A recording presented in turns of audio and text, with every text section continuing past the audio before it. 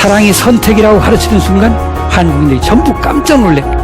이광수의 무정이라는 작품입니다. 이상은 보통 사람들이 쓰는 시라는 것은 눈으로 읽고 말로 읽고 노래하고 하는 게 시였는데 그런 것을 거부해버렸습니다. 지우고 보고 지우고 보아도 새까만 밤이 밀려나가고 밀려와 부딪히고 물먹은 별이 반짝 보석처럼 박힌다.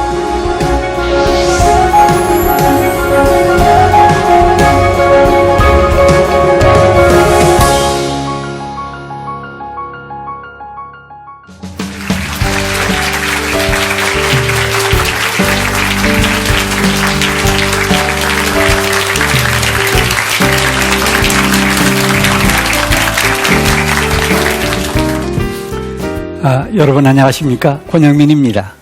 반갑습니다.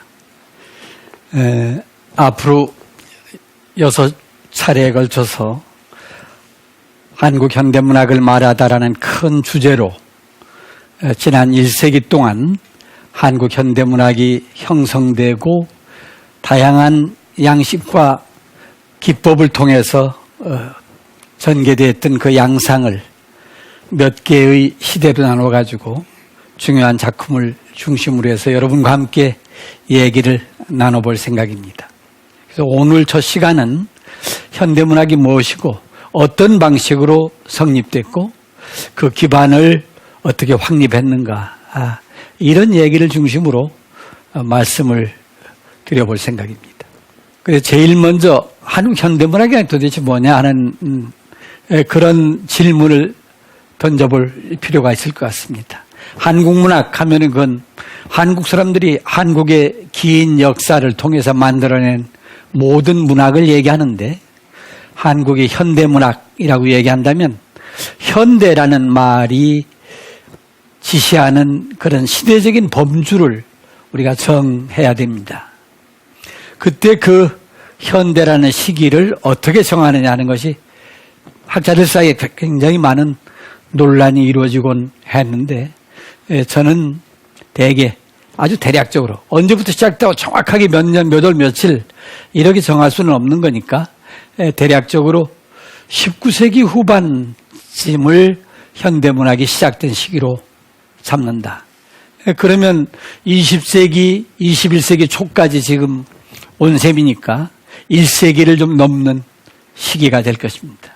19세기 후반부터 성립돼서 지금까지 발전해온 문학이 현대문학이다. 이렇게 시기상의 구분을 해볼 수가 있을 것 같습니다. 여기서 현대라고 하는 말은 물론 근대라는 말을 쓰기도 하기 때문에 흔히 혼란을 이야기하기도 하는데 한국의 경우에는 근대와 현대라는 그런 시기 구분이 명확하지 않습니다. 우리는 워낙 짧은 기간 동안에 한국 사회가 근대화의 과정을 쭉 거쳐왔기 때문에 이 현대라는 개념과 근대라는 개념 속에 어떤 차별성 같은 것을 명확하게 규정하기가 어렵고 그냥 통상적으로 19세기 후반 이후의 문학은 현대문학, 그 이전의 문학은 고전문학 이렇게 구분하는 것이 보통입니다. 그런데 이 19세기 후반 이후에 나타난 새로운 현대문학이라는 게 도대체 어떤 성격을 지니고 있는가? 이 문제는 상당히 중요한 문제이고 그것은 우리들이 그 특징을 명확하게 알아두고 논의할 필요가 생깁니다. 고전문학이라고 얘기하는 문학들, 그러니까 조선시대에 유행했던 문학을 우리가 생각하면 되는데 이 조선시대의 문학은 특이하게도 그 문학을 형성하는 문자가 문학의 기반을 이루었던 언어와 문자가 이중적으로 이루어져 있습니다. 조선시대의 귀족층이나 사대부층, 양반층은 모두 다 한문을 공식적인 언어 문자로 영위하고 그것으로 정보를 교환하고 지식을 생산하고 예술을 만들어냈단 말이에요. 우리는 그것을 한문학이라고 하죠. 그리고 세종대왕이 훈민정음을 만든 이후에도 국문으로 만든 문학작품의 수는 한정되어 있고 국문으로 글을 쓰는 방식도 공식적으로 제대로 인정을 받지 못했던 것이 사실입니다. 그래서 문학이 한문으로 된 문학과 국문으로 된 문학이라는 그런 이중적인 형태로 문학이 발전해 왔습니다. 그런데 한국의 현대문학은 바로 이 언어 문자의 이중적 속성을 완벽하게 극복한 새로운 문학이 됩니다. 어떻게 극복했냐면은 한문을 배격하고 국문으로 글을 쓰는 방식을 정착시키면서 모든 지식인들이 국문을 통해서 문학을 생산해낸 것입니다.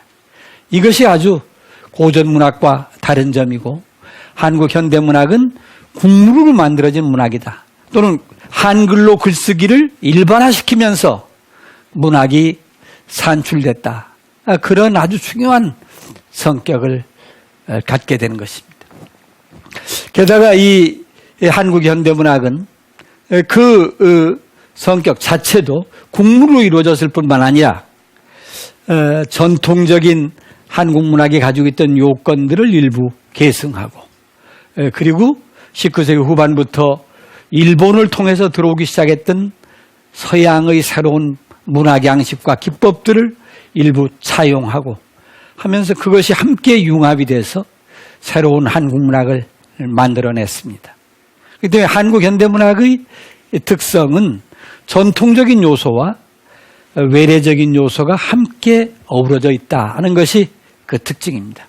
그것은 이제 구체적으로 우리가 같이 생각해 볼 작품을 통해서 쉽게 확인해 볼 수가 있게 됩니다.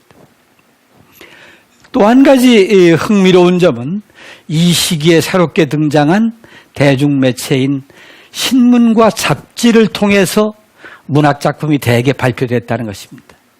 작품이 신문과 잡지에 발표된 뒤에는 대중적인 인기를 끌게 되면 바로 소설의 경우에는 한 권의 단행본 책으로 상업적인 출판사가 인쇄를 해서 책자를 만들어냈습니다.